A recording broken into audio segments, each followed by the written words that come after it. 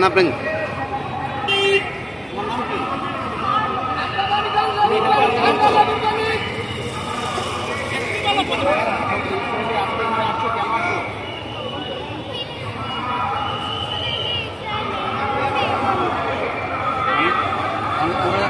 মানে পুলিশ থেকে শুরুদেরকে আর নাম আর এই জন্য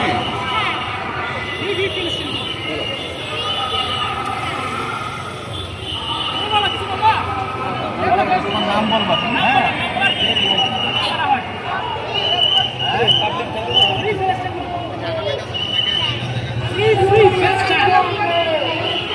নাম কি